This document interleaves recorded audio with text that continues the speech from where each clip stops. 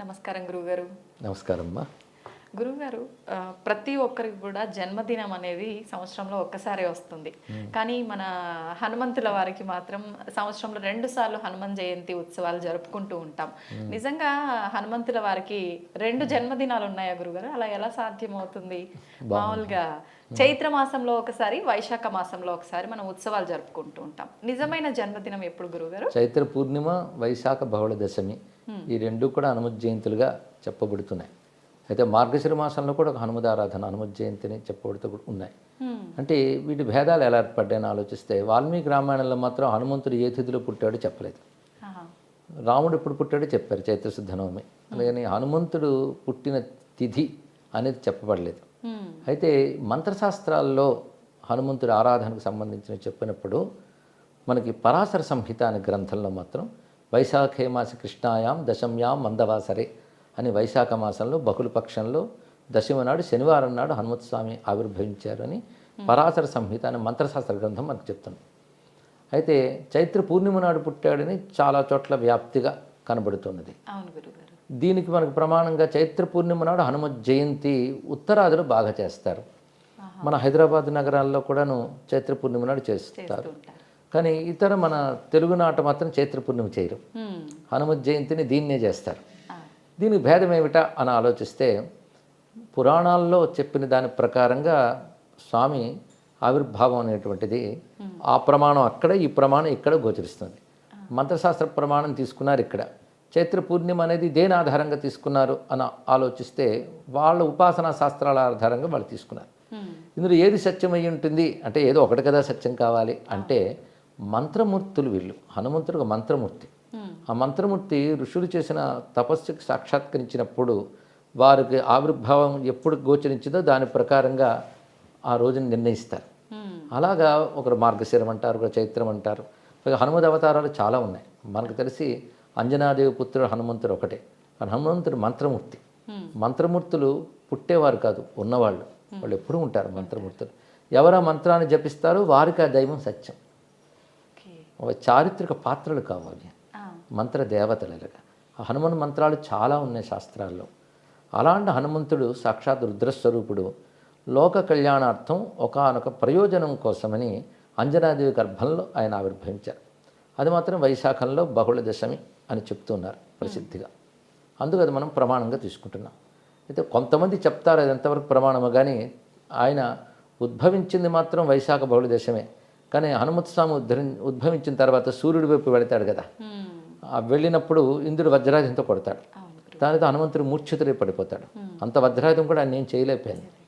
అప్పుడు మూర్ఛితుడై పడిపోగానే వాయుదేవుడు తన పుత్రుడికి ఇలా జరిగిందని చెప్పి స్తంభింపజేస్తాడు వాయుని. అప్పుడు బ్రహ్మదేవుడు వచ్చి హనుమంతుడిని, పసిగా ఉన్న హనుమంతుడిని ఒళ్ళో పెట్టుకుంటాడు. తర్వాత ఆయన చెయ్యి తీసి నిమరగానే హనుమంతుడికి మెలకు వస్తుంది. కనుక వైశాఖ బహుళ దశమి నాడు పుట్టిన హనుమత్ స్వామి తిరిగి దెబ్బతిన్నాక బ్రహ్మదేవుడి ఒళ్ళో తిరిగి లేచినది చైత్ర పూర్ణిమ కనుక దాన్ని కూడా లెక్క కట్టి 2 జయంతులు ఆయనకు చేశారు అని కొందరు పెద్దల వివరణ ఇచ్చారు. కనుక 2 రకాల జయంతులు అంటే మొదట పుట్టినది అదే, తర్వాత దెబ్బతిని మళ్ళీ ఆయన రావడం అనే దాన్ని కూడా మరొక ఆవిర్భావం కింద భావన చేశారు. పైగా ఋషులకి సాక్షాత్కరించినటువంటివి కూడా ముహూర్తాల కిందకు వస్తాయి. ఏ ముహూర్తంలో సాక్షాత్కరించాడో దాన్ని వాళ్ళు ప్రధానంగా చెప్తారు. ఇక హనుమన్మూర్తులు చాలా చాలా ఉన్నాయి. హనుమన్ మంత్రభేదాలు కూడా చాలా ఉన్నాయి. పంచముఖాంజనేయ మూర్తి ఉంది, అది రామాయణంలో కనబడుతుంది మనకి. అదేవిధంగా ఆపదుద్ధార హనుమన్ మంత్రం మరో మంత్రం ఉంది. విశేషంగా హనుమన్ మంత్రాలు చాలా చాలా గోచరిస్తాయి. తులసీదాసుల వారు హనుమదుపాసకుడు. ఆయన అలాంటి హనుమన్ మూర్తిని చూశాడు ఆయన ప్రత్యక్షంగా. అందుకే హనుమాన్ చాలీసా మొదలైనవన్నీ ఆయన రాశారు కదా.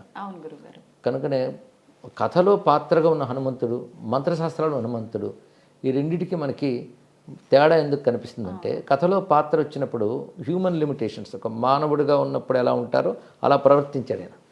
మంత్రదేవతలు వాళ్ళకి ఆ పరిమితులు ఉండవు, వాళ్ళ స్వరూపంతో సంచరిస్తుంటారు.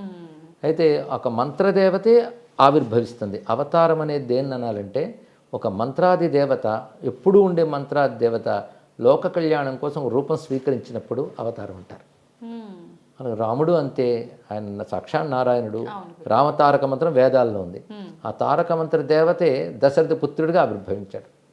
మనకి రామకథ ఆయన మానవుడికి వచ్చిన కానీ మనందరికీ తెలిసింది. తెలిసి హనుమంతుడు కూడా అంజనాదేవికి పుత్రుడిగా కలిగాడు ఆయన. అంతకుముందు ఆయన మంత్రదేవత ఎప్పుడూ ఉండేవాడే.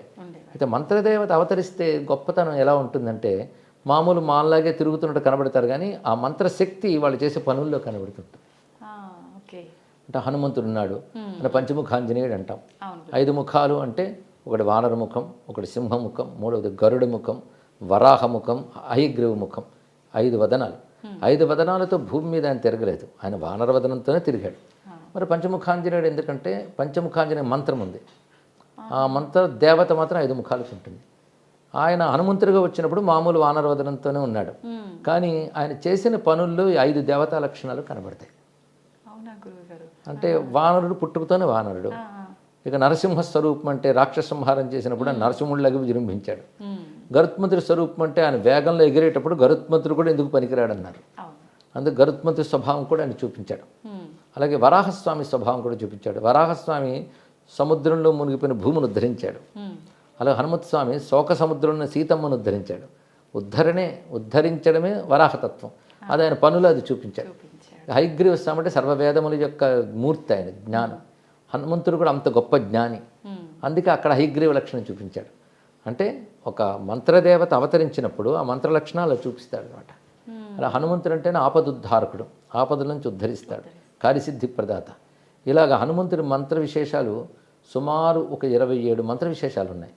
27 మంత్రమూర్తులు సుందరకాండలో మనకు గోచరిస్తారు, ఆయన చేసిన పనుల్లో కనబడతారు. కానీ మంత్రదేవతలు అవతరించినప్పుడు మంత్ర లక్షణం వాళ్ళ చేతల్లో చూపిస్తారు. అందుకే మనం చేతలు వింటూ ఉన్నా చదువుతూ ఉన్నా ఆ మంత్రశక్తి మనకు వస్తుంది.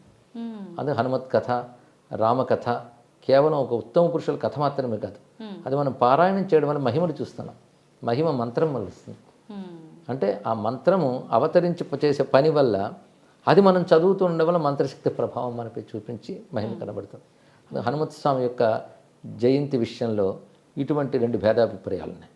అయితే ఈ మీమాంసల కంటే ఎవరు ఏది ప్రమాణంగా ఆ జయంతిని చేసినప్పటికీ వారికి ఆ ఫలితం లభిస్తుంది కనుక 2 చేసుకోవచ్చు కూడా, తప్పేం లేదు. అయితే పరాశర సంహిత మంత్రశాస్త్ర ప్రకారం మాత్రం వైశాఖ బహుళ దశమని స్వీకరిస్తాం. అంటే ఈరోజు మనం మాట్లాడుకుంటున్న ఇది దాని గురించే, అందుకే వైశాఖ బహుళ దశం మనం స్వీకరించామన్నమాట. అయితే హనుమత్ స్వామిని ఉపాసించడం, ఆయన నామాన్ని స్మరించడం, ఆయన కీర్తిని మనం స్తుతించడం, ఇవన్నీ ఒకవైపు అయితే హనుమంతుని వ్యక్తిత్వాన్ని పరిశీలించడం చాలా అవసరం. హనుమంతుడి వ్యక్తిత్వాన్ని మనం పరిశీలించినట్లయితే అది నేటి యువతకి చాలా ముఖ్యమైన అంశం. స్వామి వివేకానంద ఒక మాట అంటాడు అప్పట్లోనే, భారతీయ యువత హనుమంతుడిని ఆదర్శంగా తీసుకోవాలి అని. ఎందుకంటే ఒక పర్సనాలిటీ ఎలా ఉండాలి అనేది హనుమంతుడిలో చూడాలి. ముఖ్యంగా శారీరకంగా గొప్ప బలవంతుడు, అది కావాలి కదా. ఫస్ట్ ఫిజికల్ ఫిట్నెస్ చాలా ముఖ్యం, అది మన ఆదర్శంగా తీసుకోవాలి. దానికి తగ్గ క్రమశిక్షణ, ఉరికిన శరీరం బలంగా ఉండాలంటే సరిపోతుందా, దానికి తగ్గ క్రమశిక్షణ, యోగము అవన్నీ ఉండాలి. హనుమంతుడు ముందు శారీరక బలం, రెండవది బుద్ధి బలం. హనుమంతుడు గొప్ప జ్ఞాని. హనుమంతుడు మాట విని రామచంద్రమూర్తి ఆశ్చర్యపోతాడు, ఇతడు బాగా చదువుకున్నాడు, అనేన బహుధాశ్రుతం, అనేక జ్ఞానం శాస్త్రములు తెలిసి. అంటే మాట బట్టే అతను ఏం చదువుకున్నాడు చెప్పారంటే రాముడు ఇంకెంత గొప్పవాడో ఆలోచించండి. ఇక్కడ హనుమంతుడి మాట బట్టి ఇతడు 4 వేదాల్లో నిష్ణాతుడు, సర్వశాస్త్రముల్లో పారంగతుడు, రాజనీతి తెలిసినవాడు అని అప్పుడే రాముడు పోల్చుకున్నాడు. హనుమంతుడు ప్రతి ప్రవర్తనలో అతని జ్ఞానం కనబడుతుంది. అందుకే సీతమ్మతో హనుమంతుడు మాట్లాడుతూ ఒకటి అంటాడు, హనుమానతి విఖ్యాతో లోకే స్వేనైవ కర్మణ, నా పనుల వల్ల నాకు హనుమంతుడిని పేరు వచ్చిందమ్మా అన్నాడు ఆయన. అంటే హనుమాన్ అంటే జ్ఞానవాన్ అని అర్థం, గొప్ప జ్ఞాని, గొప్ప మాటకారి అని అర్థం. హను అంటే దవడలు, మంచి దవడలు ఉన్నవాడంటే గొప్పగా మాట్లాడతాడని అర్థం. ఆయన తల చాలా గొప్పదండి అంటే అర్థం తల గొప్పదని కాదు, జ్ఞానం గొప్పదని అర్థం. అలాగే అవయవాన్ని పేర్కొన్నారంటే అవయవానికి సంబంధించిన శక్తిని పేర్కొన్నారు. హనువులు అంటే దవడలు, దవడల నుంచి వాక్ వస్తుంది. అందుకే వేదమంత్రాల్లో కూడా వాక్కు గురించి చెప్తూ అధరాహను పూర్వ రూపం, ఉత్తరాహను ఉత్తర రూపం, వాక్ సంధానం జిహ్వా సంధి అనే మంత్రం వస్తుంది, ఉపనిషత్తుల్లోనే వస్తుంది. ఇక్కడ అంటే అరణి అని ఉంటుంది, మథనం చేస్తారు యజ్ఞాగ్ని, కిందన ఒక చెక్క పెడతారు, పైన ఒక చెక్క పెడతారు, మథనం చేస్తే అగ్ని వస్తుంది. అలాగే కింద దవడ పై దవడ మధ్యలో 4 అనుసంధానం, దాని నుంచి పుట్టిన అగ్ని వాక్కు అని చెప్పారు. కానీ హనువుల నుంచి పుట్టే వాక్కుని హనుమాన్ అన్నారు. హను అంటే దవడల, అందుకే వాక్కు ఆయన దగ్గర ఉన్న గొప్ప విషయం. వాల్మీకి కూడా హనుమంతుడి గురించి చెప్పాడు, వాక్యకోవిద అన్నాడు. గొప్ప మాట్లాడతాడు. అంటే గొప్పగా మాట్లాడంటే అర్థం మాట్లాడగలిగినంత జ్ఞానం ఆయన దగ్గర ఉందని అర్థం. ఉంది. కనుక వాక్ అంటే జ్ఞానం వ్యక్తీకరింపబడితే వాక్ అవుతుంది. హనుమాన్ అంటే జ్ఞానవాన్ అని అర్థం. ఓకే. కానీ హనుమాన్ అంటే జ్ఞానస్వరూపుడు. ఈ రహస్యం తులసీదాస్కు తెలుసు కనుకనే జయ హనుమాన్ జ్ఞానగుణ సాగర్ అన్నాడు. కానీ హనుమంతుడి దగ్గర ఉండేది రెండవది జ్ఞానం, శారీరక బలంతో పాటు. అది మూడవది ఏమిటి అంటే జ్ఞానాన్ని వినియోగించే పద్ధతి. జ్ఞానం ఊరికి తెలుసుకుంటే ఏం లాభం, అది వినియోగింపబడాలి. అంటే ప్రవర్తనలో కనబడుతుంది. ఎక్కడెక్కడ ఎలా ప్రవర్తించాడు, కార్యాన్ని ఎంత సానుకూలపరుస్తాడు, ఇవన్నీ కూడా చూపిస్తాడు. అది మూడవది. ఇక నాలుగవది ఉపకార బుద్ధి. హనుమంతుడు ఏది తన కోసం చేసుకోలేదు. రాముడిని ఆశ్రయించిన వాళ్ళందరూ వాళ్ళ ప్రయోజనాలు రాముడి నుంచి పొందారు, కానీ హనుమంతుడు ఏది ఎవరిని అడగలేదు, పొందలేదు. తాను అందరికి ఇచ్చాడు. అదే మెచ్చుకున్నాడు వివేకానంద. మనలో అటువంటి ఉపకార బుద్ధి, త్యాగ బుద్ధి ఉండాలి. లోకక్షేమం కోసం పనిచేశాడు ఆయన. రామకార్యం అంటే లోకక్షేమమే. పైగా ఇన్ని ఉంటూ కూడా అహంకారం ఎక్కడ లేదు హనుమంతుడి దగ్గర. దాన్ని రామదాసుడిని అత్యంత వినయంగా ప్రకటించుకున్నాడు. అన్ని గొప్ప లక్షణాలు. అలాంటి లక్షణాలు 8 తీసుకుని హనుమంతుడు 8 లక్షణాలు చెప్పారు మన వాళ్ళు. బుద్ధిర్బలం, యశోధైర్యం, నిర్భయత్వం, అరోగత, అజాడ్యం, వాక్పటుత్వంచ హనుమత్ స్మరణాత్ భవేత్ అన్నారు ఇక్కడ. హనుమంతుడి దగ్గర ఇప్పుడు యువత నేర్చుకోవాల్సిన ధైర్యంగా ఉండడం. ఎప్పుడు కూడా బేలతనం రాకూడదు, దిగులు పడకూడదు. పైగా క్రమశిక్షణ కలిగి ఉండాలి. క్యారెక్టర్ హనుమంతుడి దగ్గర ఉన్నది అటువంటి గొప్ప క్యారెక్టర్ హనుమంతుడిది. బ్రహ్మచారి అని అంటారు. దీనితో ఆంజనేయ స్వామి వారు ఎటువంటి నిగ్రహ సంపన్నుడు, విద్యావంతుడు, ఇలాంటి మనం వింటూ ఉన్న చదువుతూ ఉన్న మనలో క్యారెక్టర్స్ తప్పకుండా డెవలప్ అవుతాయి. ఎందుకంటే రోల్ మోడల్స్ అంటారు వీటిని. నేను చాలా కాలం ప్రవచనాలు మాట చెప్పేవాడిని. మీరు he man, spider man, bat man, ఆ మ్యాను, ఈ మ్యాన్ అంటారు, హనుమాన్ను పట్టుకోండి అంటూ ఉంటాను ఇక్కడ. ఆయన మన ఆదర్శంగా తీసుకుంటే కేవలం మిరాకిల్స్ చేయడం మాత్రమే కాకుండా ఇంతవాడు అంత అయిపోవడం, ఎగరడం, చిన్నప్పటి నుంచి ఉత్సాహం కలిగిస్తే మనకు కూడా. ఇవి అతిమానుష ప్రవర్తనలు అంటారు. సహజంగా మంత్రదేవత కనుక అది చూపించవచ్చు, అవి మనం చేయలేం, దండం పెడతాం. కానీ ఆయన యొక్క సద్గుణాలు మనం చేయగలం. అప్పుడు నిజమైన హనుమదారాధన అవుతుంది. కానీ హనుమత్ జయంతి అనే పేరుతో మనం హనుమత్ స్వామిని ఆరాధించాలి. ఆయన నామమే మంత్రం, అందులో సందేహం లేదు. అదేవిధంగా హనుమంతుని యొక్క చరిత్రను మనం పరిశీలించాలి. ఆ గుణగణాలను ఆదర్శంగా తీసుకోవాలి. కానీ హనుమంతుడు ఒక ఆదర్శమూర్తి, ఆరాధ్య స్ఫూర్తి. ఈ విధంగా మన హనుమంతుని గ్రహించాలమ్మ. ఇది జయంతి నాడు స్మరించుకుంటున్నాం. ప్రత్యేకించి ఆయనలో ఉన్న సద్గుణాలన్నీ పిల్లలకి రావాలి అని అంటే వాళ్ళు ఎటువంటి కార్యక్రమాలు చేయాల్సి ఉంటుంది గురుగారు? ప్రధానంగా మన రామాయణంలో, సుందరకాండలో హనుమంతుడి యొక్క గుణగణాలు ఎన్నో చెప్పారమ్మా.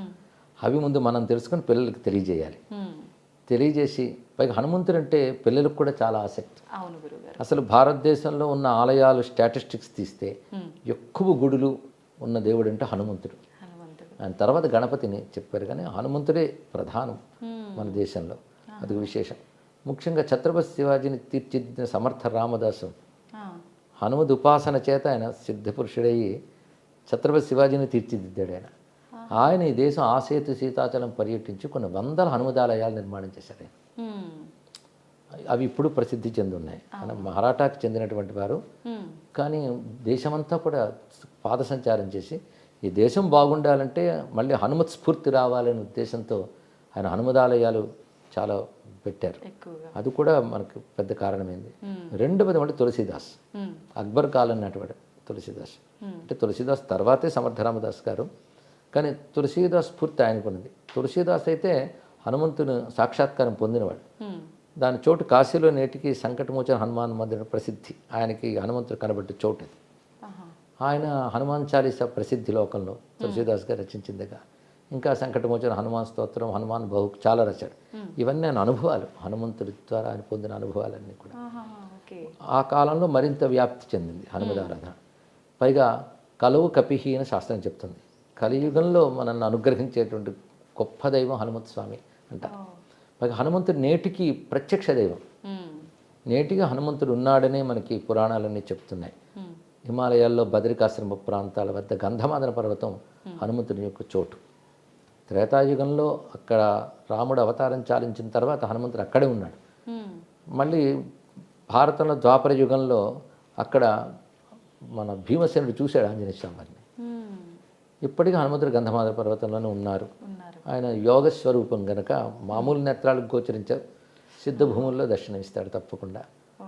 పైగా హనుమంతుడు సాక్షాత్ రుద్రస్వరూపుడు కనుక ఉమ్, ఈశ్వర లక్షణాలు అనుకున్నాయి ఉమ్, కాబట్టి మనం ఎక్కడ స్మరించినా ఆయన అనుగ్రహిస్తాడు.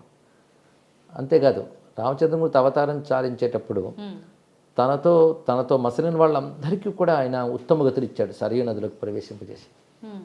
హనుమంతుడిని మాత్రం రానివ్వలే, ఎందుకంటే నువ్వు చిరంజీవి అయ్యా, ఉండాలి ఇంకా నువ్వు అన్నాడు. ఉమ్. అది నీకున్నటువంటి వరం అది, వరం.